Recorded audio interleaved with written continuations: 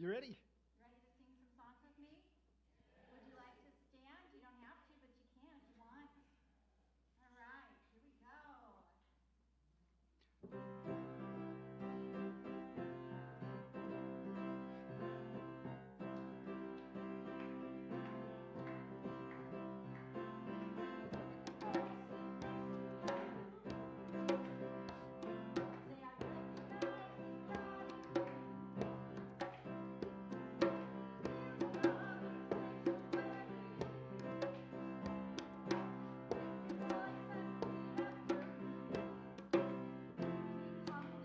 We come together. We come together. We come together in the name of. We come together. Come together. Come together. We come together in the name of love. Take a look at the person next to you. I love you and God loves you.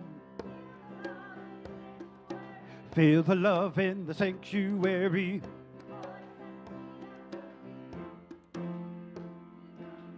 We come together.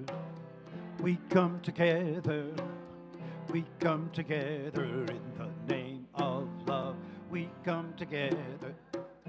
We come together. We come together. We come together. From every walk of life,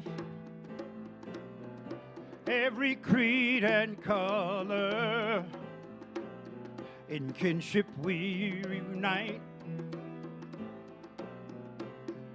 in honor of the God in each other.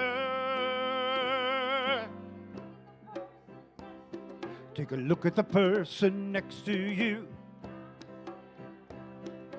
Namaste, I bow to you. Feel the love in the sanctuary.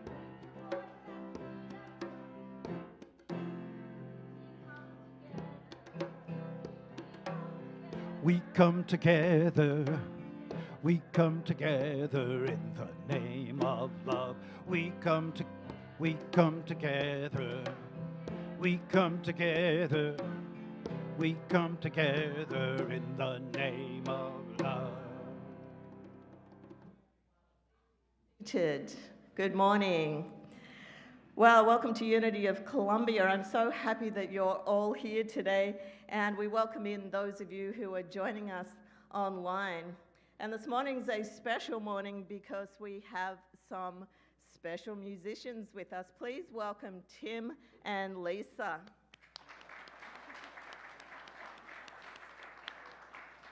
So we're here today to celebrate life together.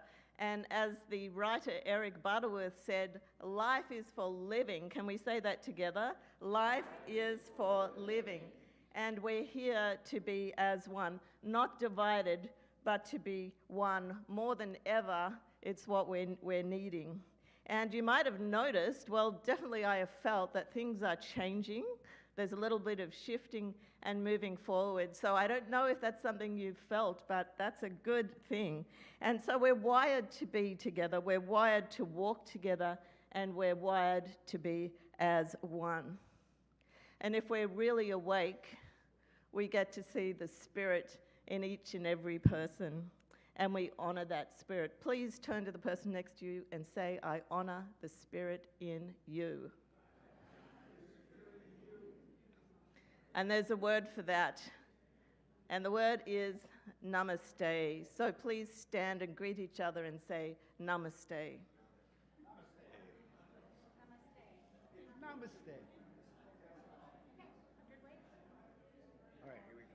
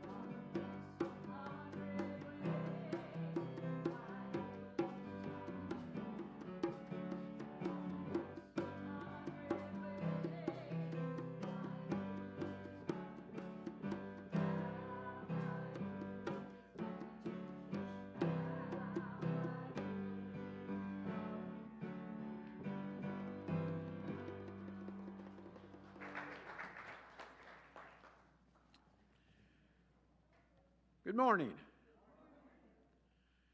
It's me again, same old Bill. How is everyone this morning? Raise your hand. Are we here? Good. Looking around this beautiful sanctuary of Unity of Columbia, I see in all your eyes God's infinite consciousness looking back at me. And we all feel the frequency, vibrations of all of you online. Welcome all. We know that our consciousnesses are one, seeking the wholeness of spiritual truth and growth, and the evolution of embracing our divine purpose for the joy and enlightenment of our potential for peace, love, compassion, and spiritual growth during this incarnation. We are grateful for all who contribute to our service today. It takes a big effort on many people's part to make this place so important to us. Any of you visiting us for the first time may pick up a packet of information in the foyer telling you all about us. Oh, and please mute your cell phone during this sacred hour. If it rings, an usher will lovingly take it from you, and you may never see it again. Today's reading is by Eric Butterworth. We want to emphasize the point that life is not just an arena in which to solve problems. Life is for living.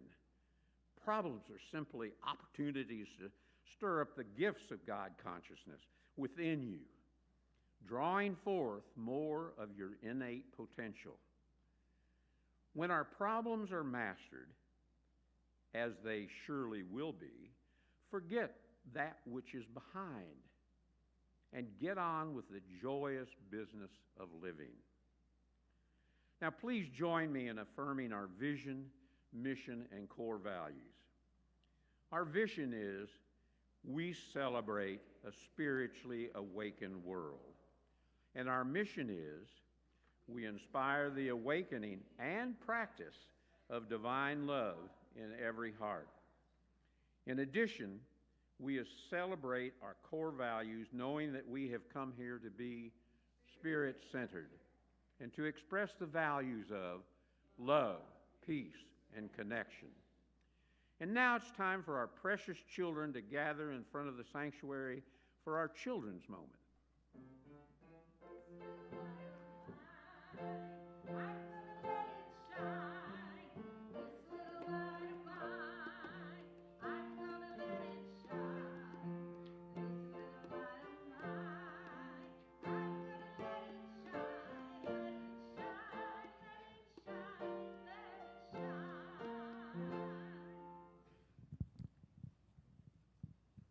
Good morning. So today, oh dear. Sorry, everybody.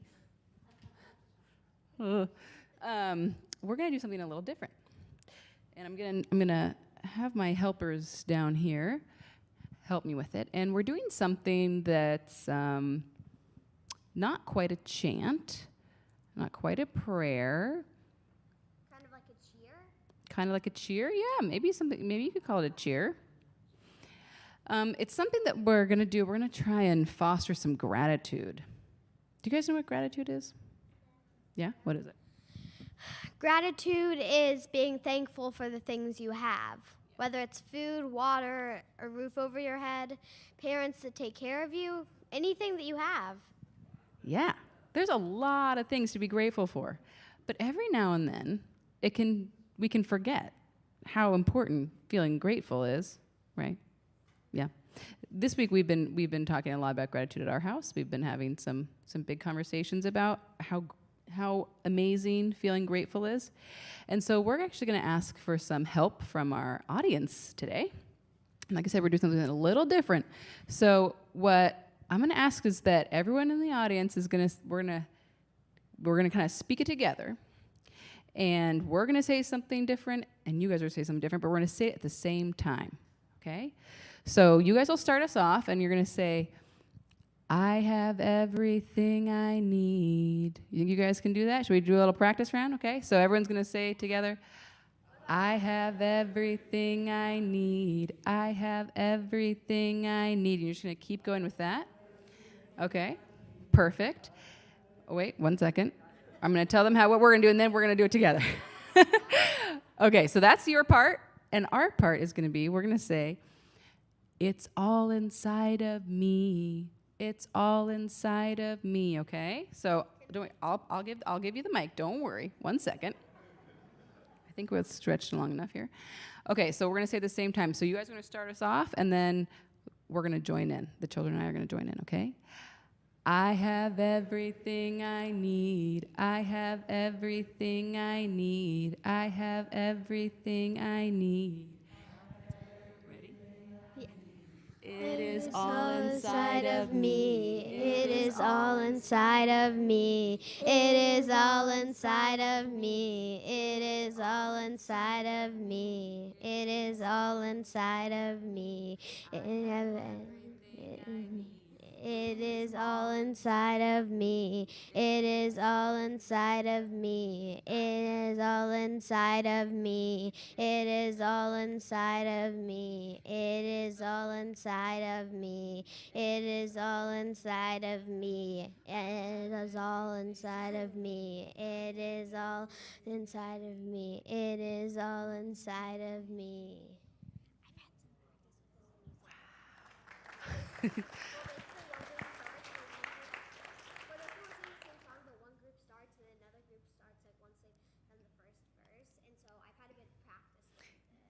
Yeah, you've had some practice. I can hear. That was great, guys. I'm like have a little chill. I'm like, it's all inside of me. I have everything I need, right?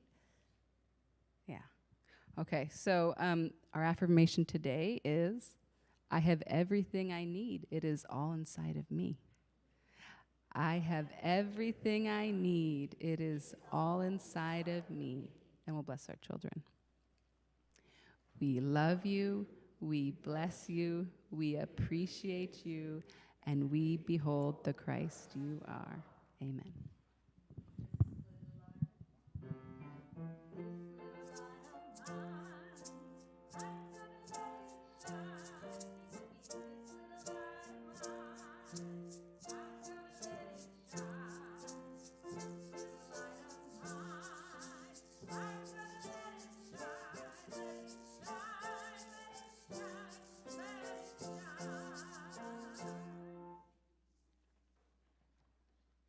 All right, we've got some announcements.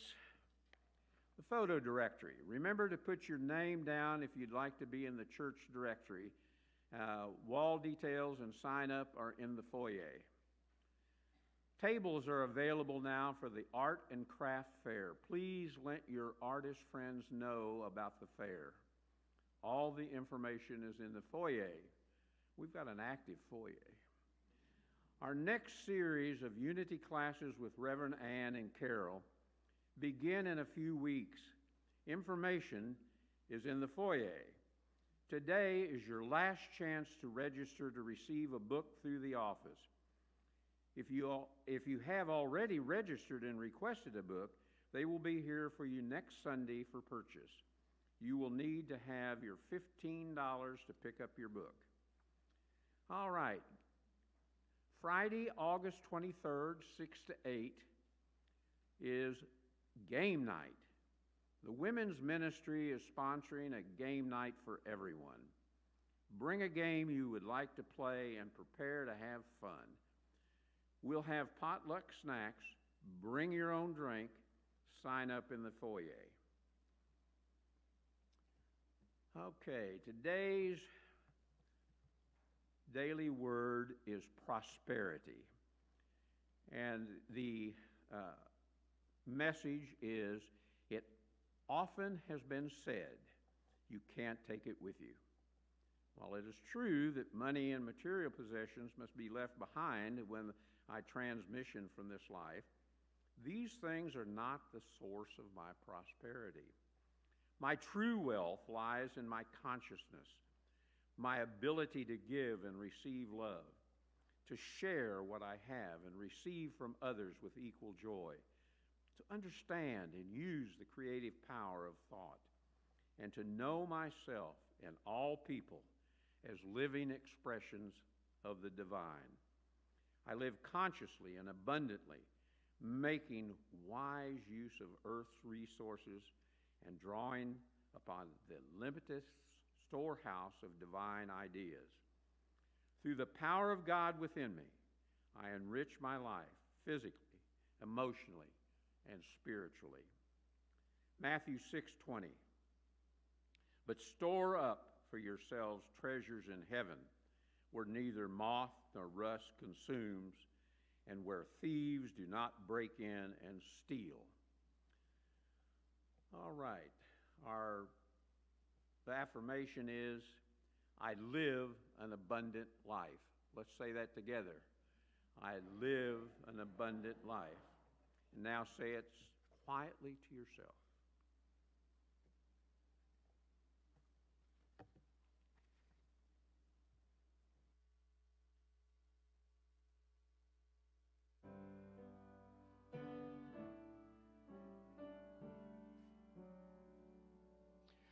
As the deer longeth for the water, O my soul longeth after thee. You alone are my heart's desire, and I long to worship thee. You alone are my strength, my shield. To you alone may my spirit yield.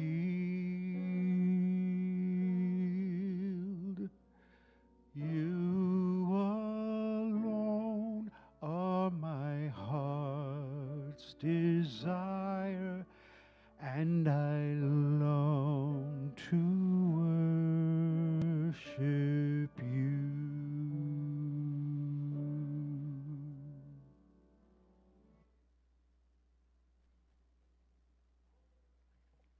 Beautiful music.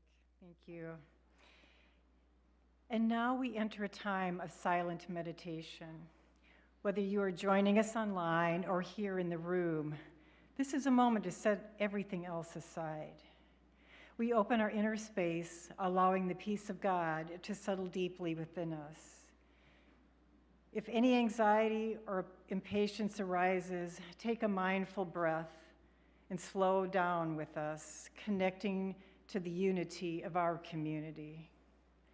Those participating online are a vital part of our collective experience, so stay with us as we embrace the divine presence shared in our silence together.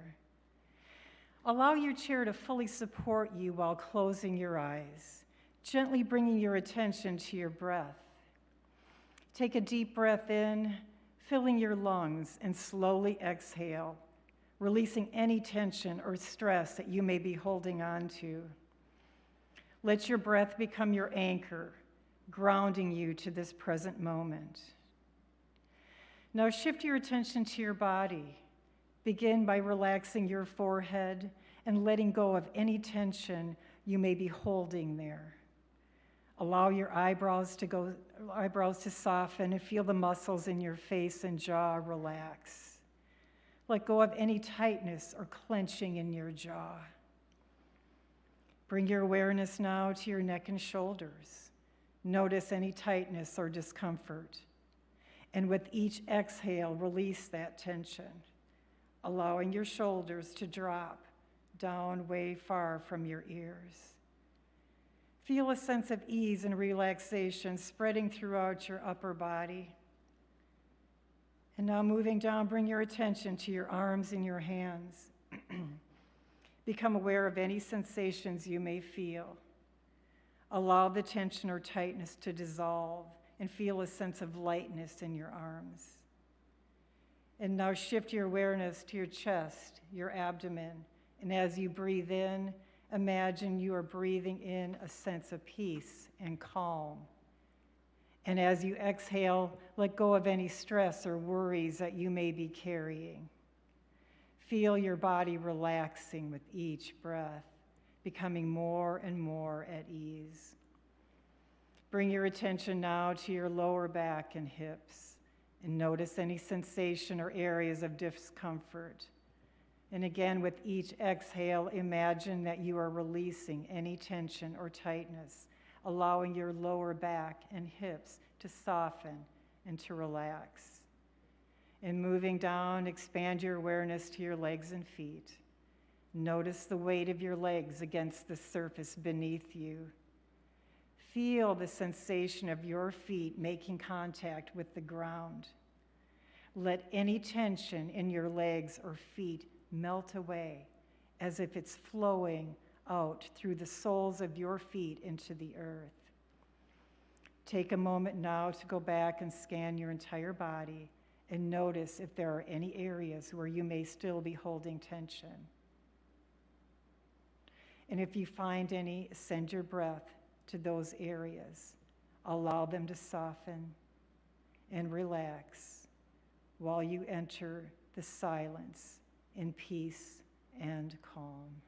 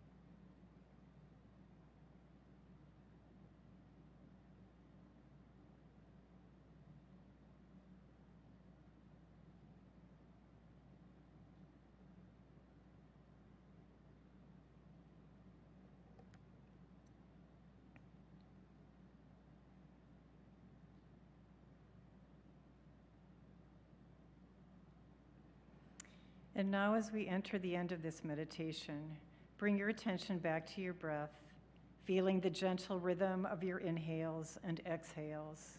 And with each breath, feel a sense of calm and tranquility washing over you.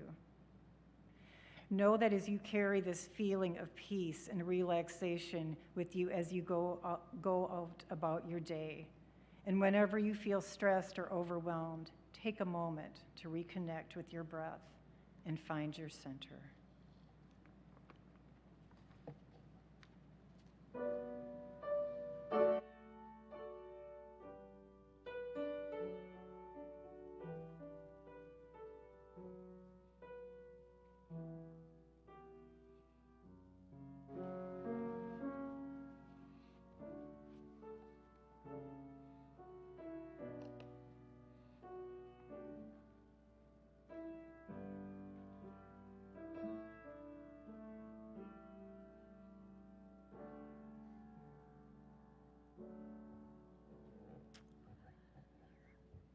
Well, good morning, everyone. Welcome. And today, as you've learned, we're looking at the book by one of our classic Unity writers called Life is for Living. we're looking at some of the spiritual principles that he outlines. And as you saw, our reading is for today was from that book. I was surprised to find it was published first in 1966, and that's 58 years ago, but it still has so much relevance to what we are dealing with today. And my chapter I chose called Handicaps Can Help. I chose it just on the basis of the title because what I've been thinking about and working a lot lately with is about what we used to call mental handicaps, or now we're reclassifying as neurodiversity, as we become more aware that we're all unique and we're all on the spectrum of neurodiversity. And so I've been working on that. I got to thinking about my responses to neurodiverse people in this lifetime. And looking back on my own behavior, how much am I willing to engage with that person? My tendency is to kind of avoid, so I don't have to get any kind of communication or conflict. How interested am I really in knowing how you think about things and how you process things? How patient am I as I wait for someone's response who isn't just quick on their uptake like I expect them to be? And so how much am I willing to accommodate, for instance, a team member who doesn't keep their commitments by coming to meetings and doing their part because they're neurodiverse and have to do it in their own way? How much am I willing to release and let go, to let somebody else feel safe in my presence? Well, it's been a lifelong challenge because I grew up in a situation and in an environment that encouraged me to label, compare, demand, pronounce judgments. I worked in a system as a career woman where you had to be task-oriented and get everything done efficiently and on time and in order. There was low tolerance for any kind of neurodiversity in those settings. And I can really just track my own spiritual development as I grew emotionally mature and realized that we're all different and started to release a lot of my judgmental attitudes. I learned, for instance, that things are just different. It's not wrong because it's different. I learned the difference between being task-oriented in a situation and being people-oriented or relationship-oriented in a situation. And I learned about non-resistance. I learned about non-violent communication, how to communicate in ways that make people feel safe. And so I'm really looking forward to the upcoming class on conscious communication or crucial conversations, because some of the crucial conversations I want to have are with neurodiverse people. I want to stop making assumptions about why they're acting that way or saying what they're saying and really get to know what's behind that. How are they processing that information? I'm eager to learn more the words and the ways of connecting with people with neurodiversity, and really getting to know some of these people that maybe I've labeled or just avoided. Well, handicaps in Butterworth's chapter really relate more to the physical handicaps.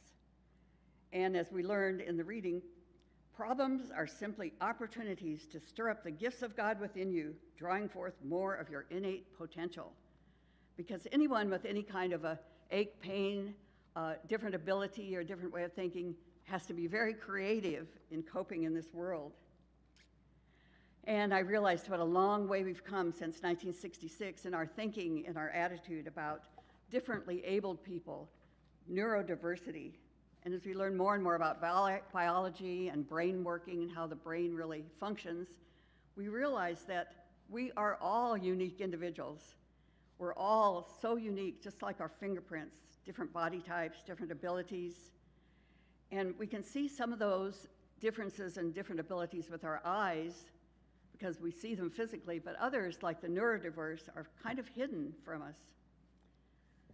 I recently watched a PBS special on autism called Understanding Autism, and it was a filmmaker named Scott Steinhoff who was diagnosed with autism as an adult, and that seems to be more and more common. More people are realizing, hey, I probably was on that spectrum as I was growing up.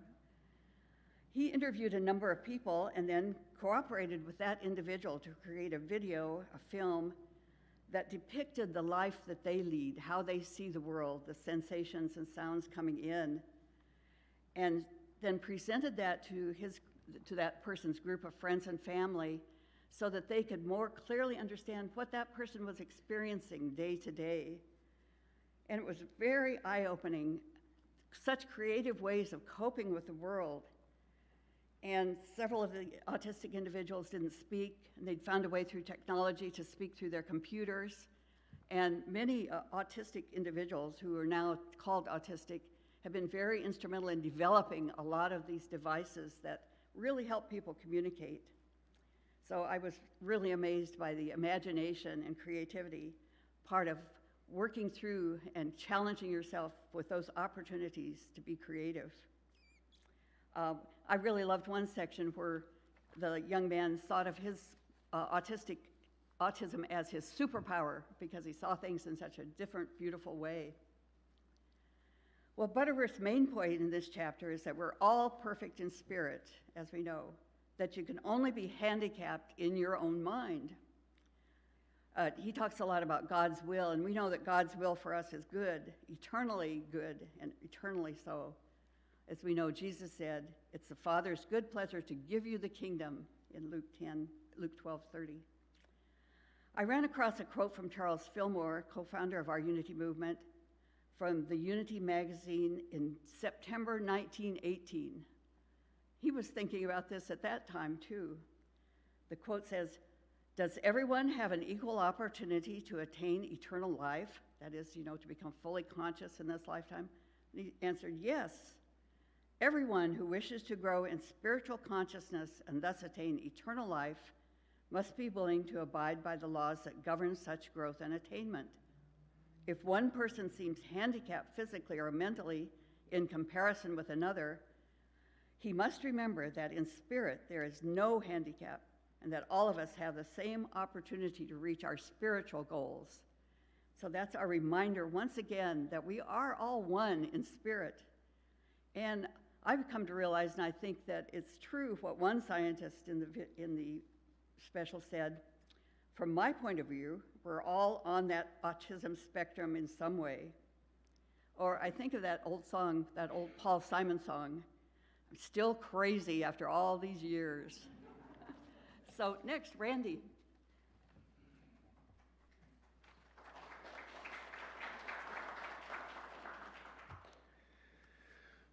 Well, I picked the first chapter. I opened the book when I was told to pick something to talk about, and I read the first few lines, and I said, that's it.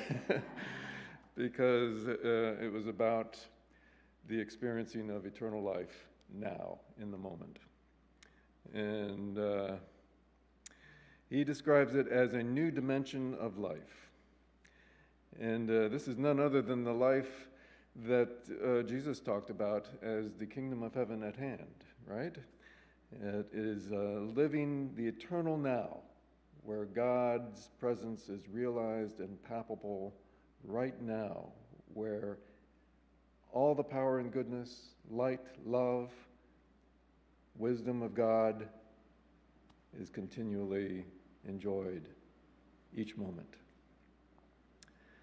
He opens the book with, the first chapter with reasons and examples of how we can enter into this state of divine presence. But in our Unity's 5 basic principles, we have the shorthand version. So I'm just going to quickly review those for you. 1, there is only one presence and one power in the universe, God the good, omnipotent. 2, therefore I exist in God, and God is in me, and I am inherently good. 3, all that exists is brought into being by the thought of God, and being made in the image of God, my thoughts are participant in this too. 4, prayer and meditation are the highest forms of creative thinking. When I seek alignment with the perfect thought of God. That's an important little addendum to that, I think. And 5, therefore I seek continuous alignment with the thought of God, so that the truth I know may be lived out through me, by the agency of the life, love, wisdom, and power of God.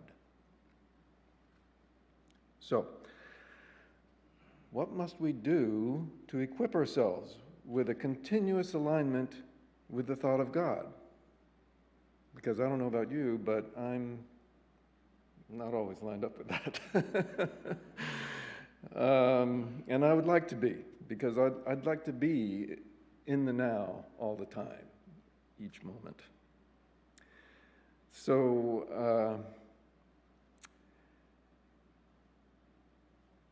I suggest we ask God in prayer to construct with us, to construct within us and with us, with our full cooperation of heart and mind, a holy temple, a sanctuary inside where we may continually have the awareness of God's presence within, so that no matter whatever is happening to us or seeking our attention from the outside, we can respond to it from the stronghold of this sanctum in the heart, with creative thinking that is aligned with divine thought. Let the temple within have a foundation made of the sure knowledge of our eternal being, the bedrock of our souls, ever present, wherein each moment we may know the grace and goodness of our divine eternal existence. I mean, is this not the foundation of all that is, eternal being? Let the floor of the temple be made with golden tiles of humility, our own humility, born out of genuine honesty of mind, when we are really honest within ourselves. And it chokes me up to think about it, because I'm not always that way. We have to admit that all we experience, including all the pain in our lives, is of our own making, of our own interpretation of the events in our lives. Even the pain we experience as caused by others is subject to our own interpretation. The humility that ensues from honest thinking is golden, because it readies us for the reception of divine ideas in all circumstances. Nobody's going to give you a medal, a gold medal, like at the Olympics, but it's golden nonetheless.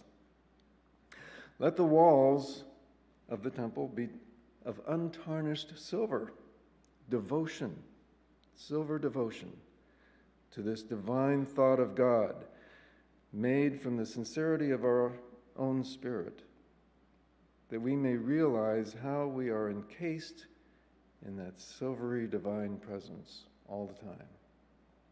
And overhead, let there be a bronze dome of our surrender, a total surrender to the goodness of eternal being, rising out of a detachment from emotional and intellectual judgmentalness of the activity around us, so that regardless of appearances, we may be impervious to any storm that may blow about us.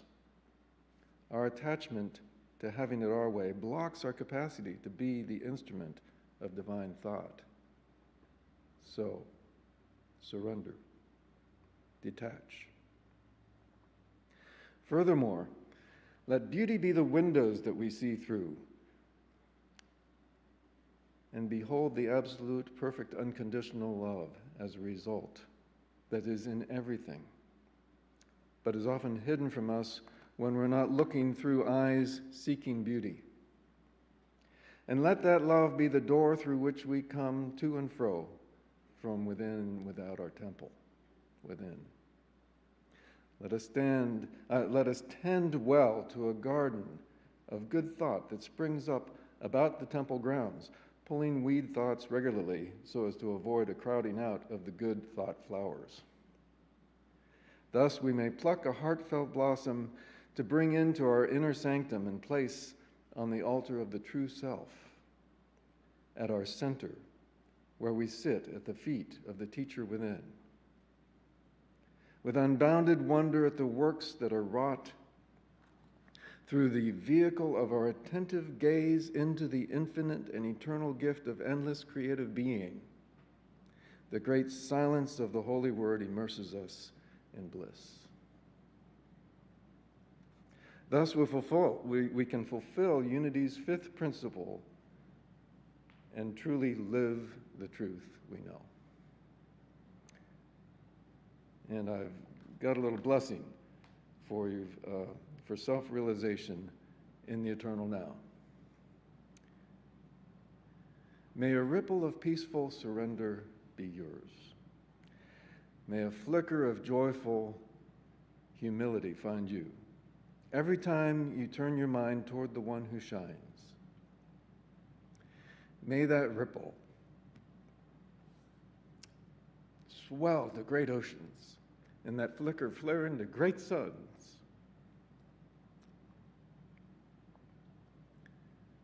In the depths of your devotion, shining out to everyone.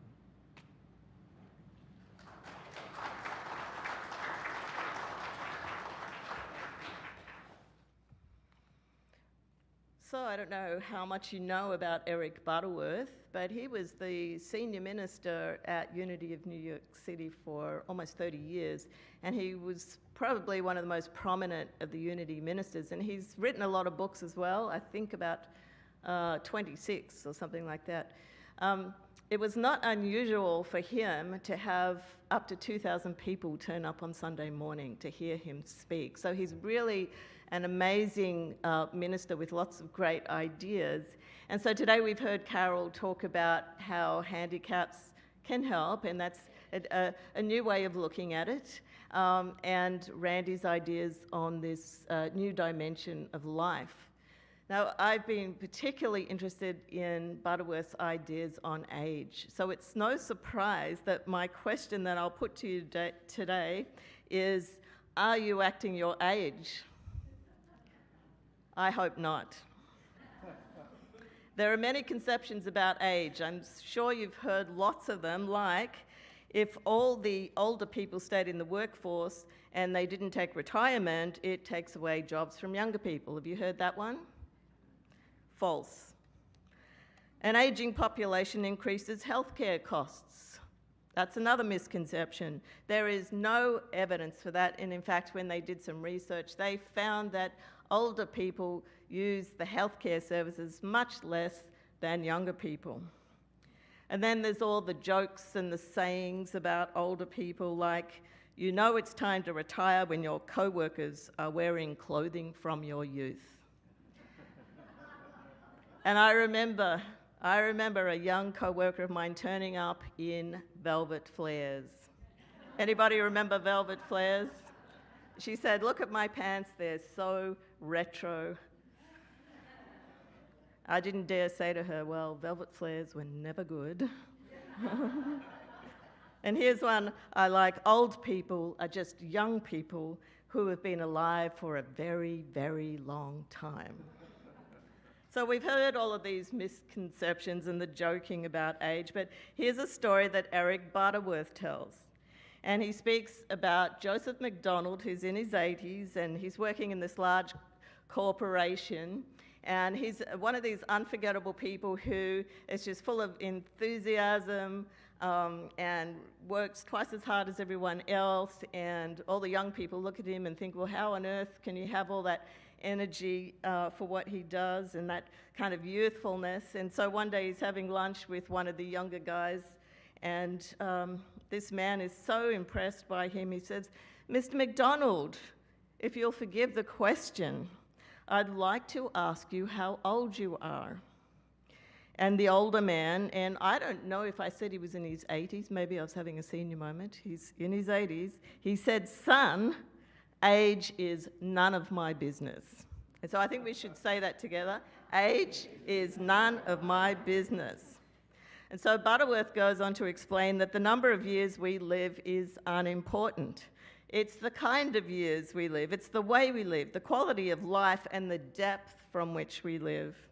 And he says we should be looking for spiritual unfoldment and creative projects to do. And he said that life does not and cannot grow old.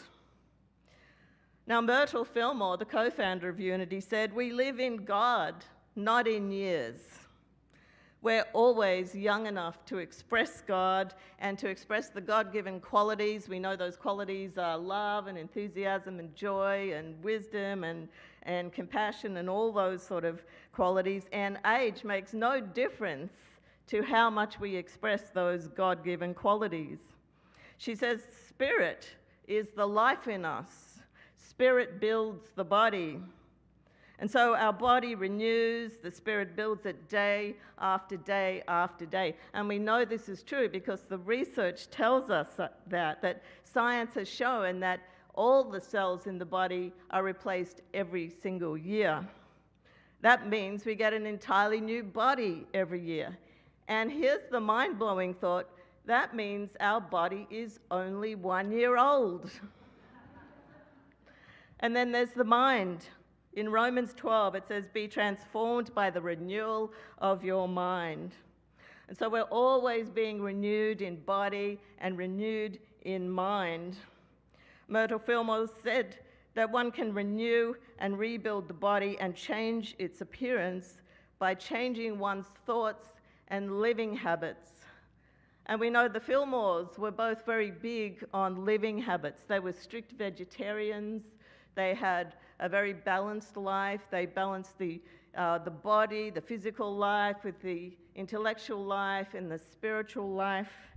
And she says, right thinking and right eating go hand in keeping one healthy. She makes the comment that many health problems happen because we do things that we know are not good for us. Anyone here do things that they know are not good for them? And she said those who don't understand this say, "Oh no, I'm getting old." And she says, "No, that's not so. You are simply disobeying the health rules." Jesus said, "I give unto them eternal life, and they shall never perish." And he was speaking about the God life that's flowing in and through us. Each one of us has this, and that God life is never less as we get older.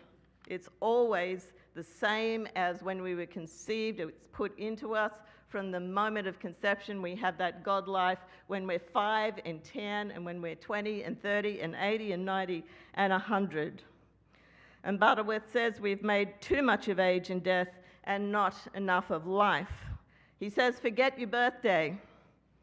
Be concerned about how you live, not about when you were born. And so think about the kind of years you're living. Think of the God life that is always flowing through you, and remember that life is eternal. It does not die. And so I'm going to ask you that question once more. Are you acting your age? I hope not. And if someone comes up to you and asks you, how old are you? What are you going to say to them? Age is none of my business. Thank you.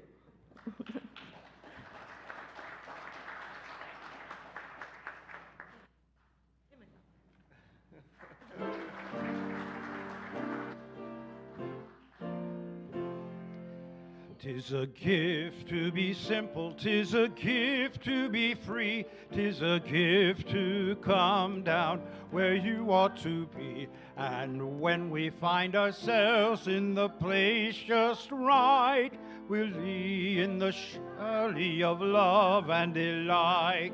When true simplicity is gained, who bow and to bend, we shan't be ashamed. To turn will be our delight. Turning, we come around right. 'Tis a gift to be simple, 'tis a gift to be free, 'tis a gift to come down where you ought to be. And when we find ourselves in the place just right, we'll be in the valley of love and delight. When true simplicity is gained, bow and we bend, we shan't be ashamed to turn, turn. Will be our delight till by turning, turning we come round right.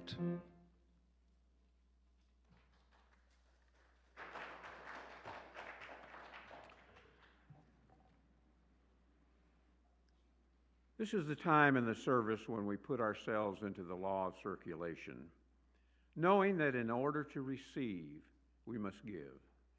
This morning, you are invited to support your spiritual community and consciousness. I now ask you to take your offering, whether you give electronically, by check, or cash, hold it in your hand and your heart as we say these words together. Divine love, one with me, blesses and multiplies all that I am, all that I give, and all that I receive. I am joy-filled and grateful.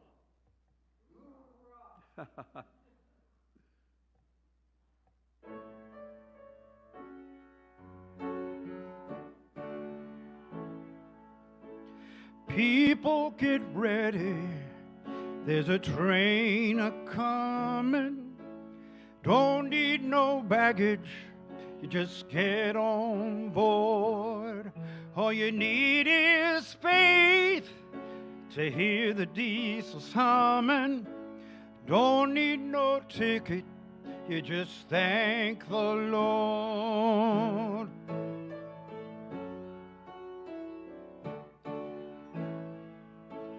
People, get ready.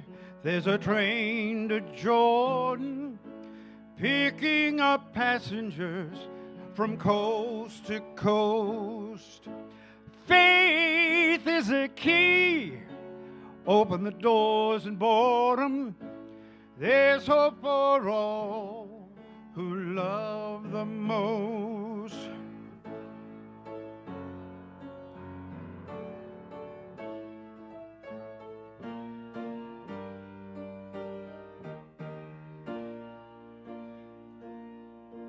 There ain't no room for the hopeless sinner who would hurt all mankind just to save his own. Have pity on those whose chances grow much thinner. There's hope and joy at the kingdom's throne.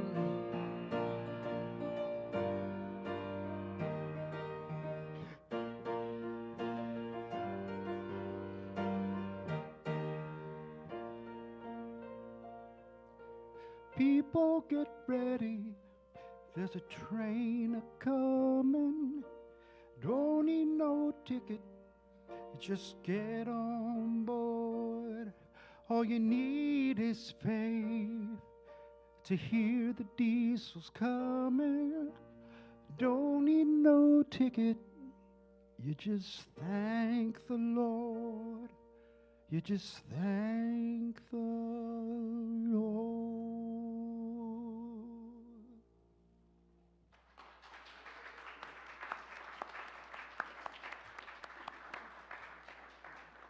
We want to give a special thanks to Tim and Lisa. The amazing music today.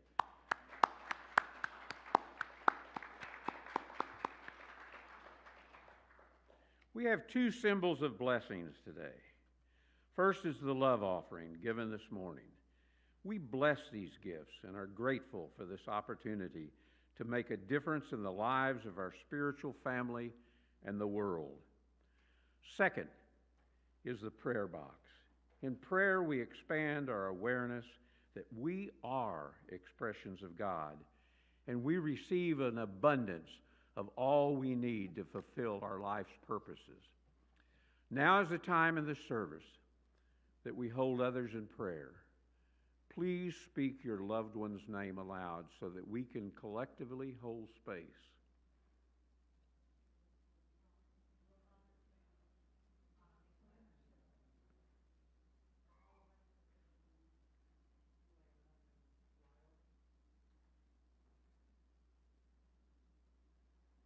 For all the names on our heart, Know that you are heard and seen in our collective God mind. Filled with that abundance, please rise and sing with us the prayer for protection.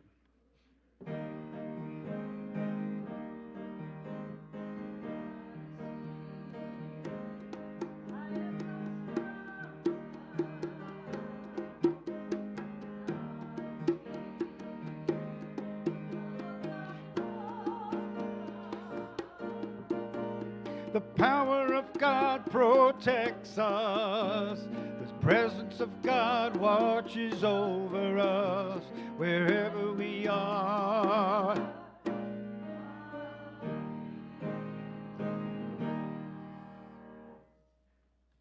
As you leave this sacred hour, this sacred place, let us bless each other and embrace the messages we have received.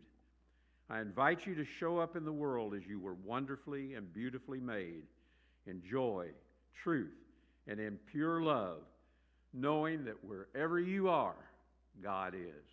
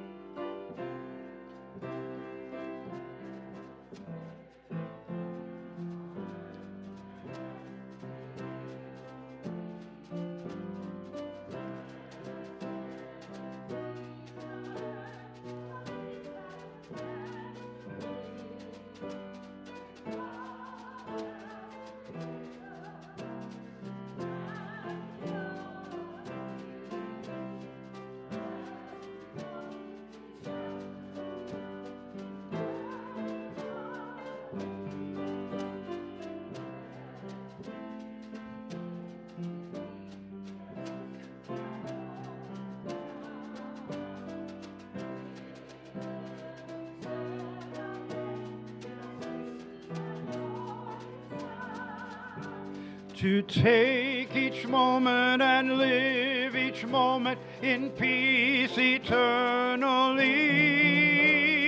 Yes, there is peace on earth, and let it begin with me.